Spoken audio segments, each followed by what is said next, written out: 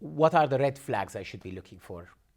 So there are two situations when dealing with a patient you think has BPPV in which you should get help. The first one is when you actually do your whole pike or modified whole pike test, looking for the diagnosis of BPPV. You should look for nystagmus. Now, I think it probably is a bit too much to ask GPs to pay attention to the type of nystagmus, because as experts, we are able to determine which canal is affected by the direction of nystagmus. I think that's probably over the top for general practice, because you require too much exposure to these patients. However, there's one thing you need to look for. The nystagmus should eventually die away. If the nystagmus is still going nice and strong after a minute, and I mean 60 seconds, not 15 seconds, still going and persists, then that's atypical. It can still be some unusual variants of BPPV, but it can also mean a brain lesion. So at that point, you need assistance. The second situation is when the patient comes back with you having attempted to treat the patient and they still have recurrent vertigo, then you need assistance. So Barry, a common presentation in general practice would be a patient presenting with flu-like symptoms of upper respiratory tract infection, say for a week or two, and then they start feeling dizzy.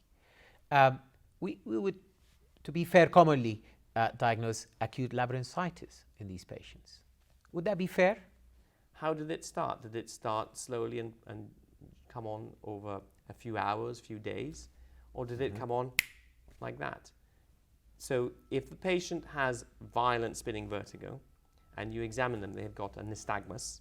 Now, if this history tells you this has come on slowly over many hours, then it's much more likely to be a vestibular labyrinthitis or vestibular neuritis. If it's come on suddenly, then it's more likely to be central. If they've woken up with it, then you have no clue on that basis. Then you could suggest that this could be a labyrinthitis, but then that nystagmus could be a central lesion. So I would then throw the question back to you. How can you distinguish on examination the difference between a peripheral vestibular nystagmus and a central vestibular nystagmus? Because as you remember, vestibular does not just mean ear, it means brain. So how would you do that? Classically, is whether it is fatigable nystagmus or a continuous one. Well, that's incorrect. So a central nystagmus, for example, due to a brainstem lesion, will be continuous, and it will be in one direction. So, for example, a central vestibular nystagmus might be right beating looking to the right beating looking to the middle, and right beating looking to the left. But so will a peripheral vestibular nystagmus.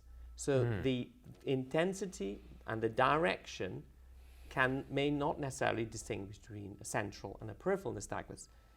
There are some additional examination techniques that many doctors are not aware of, and these are things like the head impulse test, assessing whether or not the nystagmus suppresses with or without visual fixation.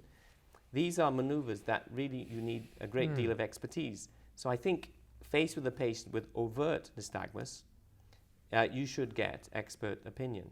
Bear in mind that from our data, if patients present with vertigo to casualty and assessed by emergency doctors, they get the diagnosis correct 15% of the time. So they make a wrong diagnosis 85% of the time.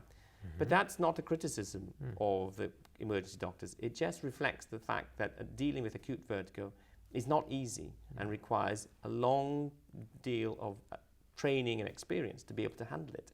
So it's important that GPs know where their limits are.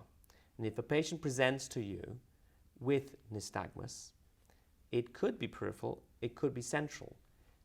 But ultimately, I think no GP can be criticized, and they should not be criticized, for referring a patient with an overt nystagmus and vertigo to the hospital for a second opinion, bearing in mind that the emergency doctors have great difficulty in getting the accurate diagnosis.